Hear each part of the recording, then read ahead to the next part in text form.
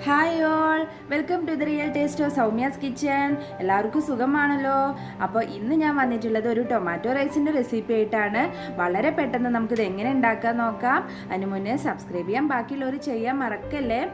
അപ്പോൾ അതിനായിട്ട് ഞാനൊരു 3 തക്കാളി എടുത്ത് വെച്ചിട്ടുണ്ട്. പിന്നെ ഒരു 2 സവോള, പിന്നെ കുറച്ച് ഇഞ്ചിയും വെളുത്തുള്ളിയും പച്ചമുളകുമാണ് എടുത്തിട്ടുള്ളത്. ഇനി നമുക്ക് ആദ്യം തന്നെ ഈ ഇഞ്ചിയും വെളുത്തുള്ളിയും പച്ചമുളകും എല്ലാം കൂടി മിക്സിയുടെ ഒരു ചെറിയ ജാറിലിട്ടിട്ട് ഒന്ന് ചതച്ചെടുക്കണം. പിന്നെ നമുക്ക് ഉള്ളിയൊക്കെ അതേപോലെ നീളത്തിൽ അരിഞ്ഞെടുക്കാം. ഉള്ളിയും തക്കാളിയും എല്ലാം അതുപോലെ നമുക്ക് അരിഞ്ഞെടുക്കാം. അപ്പോൾ നിങ്ങൾക്ക് പെട്ടെന്ന് ലഞ്ചിനൊക്കെ റെഡിയാക്കി എടുക്കാൻ പറ്റുന്നൊരു റൈസാണ്. വേറെ കറി ഉപ്പേരി ഒന്നും വേണ്ട, വളരെ പെട്ടെന്ന് നമുക്കിത് റെഡിയാക്കി എടുക്കാം. ഒരു സലാഡ് ഉണ്ടാക്കി കഴിഞ്ഞാൽ നമ്മളെ ലഞ്ചിൻ്റെ പരിപാടി വേഗം തന്നെ കഴിയും. അപ്പോൾ എല്ലാവരും തീർച്ചയായിട്ടും ട്രൈ ചെയ്ത് നോക്കണേ. പിന്നെ നിങ്ങൾക്ക് ഈ വീഡിയോ ഇഷ്ടമായിട്ടുണ്ടെങ്കിൽ നിങ്ങളുടെ ഫ്രണ്ട്സിനും ഫാമിലി റിലേറ്റീവ്സ് എല്ലാവർക്കും ഒന്ന് ഷെയർ ചെയ്ത് കൊടുക്കൂ കേട്ടോ. അങ്ങനെ സപ്പോർട്ട് ചെയ്യണേ. എല്ലാവരും ഒന്ന് തീർച്ചയായിട്ടും എന്നെ ഒന്ന് സപ്പോർട്ട് ചെയ്യണേ. നിങ്ങളുടെ സപ്പോർട്ടാണ് എനിക്ക് വേണ്ടത്. അതാണ് എനിക്ക് ഉള്ള എനർജി എന്ന് പറയുന്നത്. ഇനി അതൊക്കെ അരിഞ്ഞെടുത്ത് കഴിഞ്ഞ് കഴിഞ്ഞാൽ നമുക്ക് അരിയാണ് വേണ്ടത്. ഞാനിവിടെ കൈമ റൈസ് ഇതുപോലെ കഴുകിയിട്ട് ഒന്ന് ഊറ്റിയെടുത്തിട്ടുള്ളതാണ്. നിങ്ങൾക്ക് ഇതിന് പകരം ബസ്മതി റൈസ് എടുക്കാം, അല്ലെങ്കിൽ സാധാ പച്ചരി ഇല്ലേ അതും കൊണ്ട് നമുക്കിത് ഉണ്ടാക്കിയെടുക്കാം. അപ്പോൾ നമുക്കൊരു പാനിലോട്ട് ഞാൻ കുറച്ച് ബട്ടറാണ് ഇട്ട് കൊടുത്തിട്ടുള്ളത്. ഇതിന് പകരം നിങ്ങൾക്ക് നെയ്യ് ഇട്ട് കൊടുക്കാം.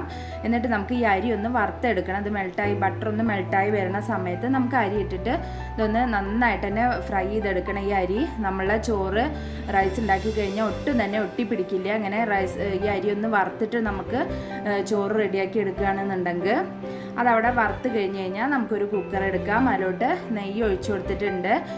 കുറച്ച് നെയ്യും പിന്നെ ബാക്കി ഓയിലുമാണ് ഞാൻ ഒഴിച്ചു കൊടുക്കുന്നത്. സൺഫ്ലവർ ഓയിലും നെയ്യും കൂടി മിക്സ് ചെയ്തിട്ടാണ് ഇത് ഉണ്ടാക്കിയെടുക്കുന്നത്. ഇനി അത് ചൂടായി കഴിഞ്ഞ് കഴിഞ്ഞാൽ നമുക്കിതാ ഒരു 3 ഏലക്കായ ഇട്ട് കൊടുത്തിട്ടുണ്ട്. പിന്നെ ഞാനൊരു 4 ഗ്രാമ്പു, പിന്നെ ഒരു ചെറിയ കഷ്ണം പട്ട ഇട്ട് കൊടുത്തിട്ടുണ്ട്. ഇനി ഇതൊന്ന് നമുക്ക് ഫ്രൈ ചെയ്തെടുക്കാം. ഇതൊന്ന് ജസ്റ്റ് ഫ്രൈ ആയി വരുന്ന ടൈമിൽ നമ്മൾ ചതച്ചെടുത്ത ഇഞ്ചിയും വെളുത്തുള്ളിയൊക്കെ ഇല്ലേ, നമ്മൾ ജസ്റ്റ് ക്രഷ് ചെയ്തെടുത്തത് ഇഞ്ചിയും വെളുത്തുള്ളിയും പച്ചമുളകും കൂടി ആ മിക്സും കൂടി നമുക്ക് ഇട്ട് കൊടുക്കാം. എന്നിട്ട് ഇതിൻ്റെ പച്ചമണം മാറണ വരെ നമുക്ക് ജസ്റ്റ് ഒന്നിങ്ങനെ വഴറ്റിയെടുക്കാം. ഇപ്പോൾ ഇഞ്ചിയും വെളുത്തുള്ളിയൊക്കെ ഒന്ന് ഫ്രൈ ആയി വരുമ്പോൾ നമ്മൾ അരിഞ്ഞ് വെച്ചിട്ടുള്ള സവോള നമുക്ക് ചേർത്ത് കൊടുക്കാം. ഇനി അത് നമുക്കൊന്ന് ഫ്രൈ ചെയ്തെടുക്കണം. കുറച്ച് ഉപ്പും കൂടിയും ചേർത്ത് കൊടുക്കാം. എന്നിട്ട് നമുക്ക് നന്നായിട്ട് ഈ ഉള്ളി ഒന്ന് വഴറ്റിയെടുക്കാം. ഇപ്പോൾ ഉള്ളി വഴന്ന് വന്നിട്ടുണ്ട്, നന്നായിട്ട് തന്നെ വഴന്ന് വന്നിട്ടുണ്ട്. ഇനി നമുക്ക് അരിഞ്ഞു വെച്ച തക്കാളി ചേർത്ത് കൊടുക്കാം. ഈ തക്കാളിയും ചേർത്തിട്ട് നമുക്കിതൊന്ന് ഈ തക്കാളി ഒന്ന് സോഫ്റ്റായിട്ട് വരണം. ഒന്ന് നമുക്ക് ഇളക്കിയെടുത്തിട്ട് നമുക്ക് ജസ്റ്റ് ഒന്ന് കുക്കറിൻ്റെ തന്നെ അടപ്പ് വെച്ചിട്ട് ജസ്റ്റ് ഒന്ന് മൂടി വെച്ച് കഴിഞ്ഞാൽ പെട്ടെന്ന് തക്കാളി സോഫ്റ്റായി കിട്ടും. കണ്ടോ, തക്കാളിയൊക്കെ നന്നായിട്ട് തന്നെ സോഫ്റ്റായി വന്നിട്ടുണ്ട്. നല്ല റെഡി ആയിട്ടുണ്ട്. ഇനി നമുക്കിതിലോട്ട് ഞാൻ കുറച്ച് മുളക് പൊടിയാണ് ചേർത്ത് കൊടുക്കുന്നത്. കാശ്മീരി ചില്ലി പൗഡർ, ജസ്റ്റ് ഒരു കളറ് കിട്ടാൻ വേണ്ടിയിട്ട് മാത്രം. വേറെ ഒരു പൊടികളും മസാലപ്പൊടി ഒന്നും ചേർക്കുന്നില്ല. ജസ്റ്റ് ഈ ഒരു മുളക് പൊടി മാത്രമേ ചേർക്കുന്നുള്ളൂ.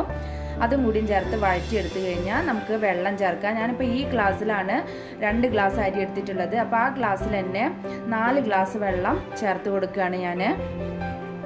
അപ്പോൾ 4 ഗ്ലാസ് വെള്ളം ചേർത്തിട്ട് ഇത് നന്നായിട്ട് ഇളക്കിയെടുക്കാം.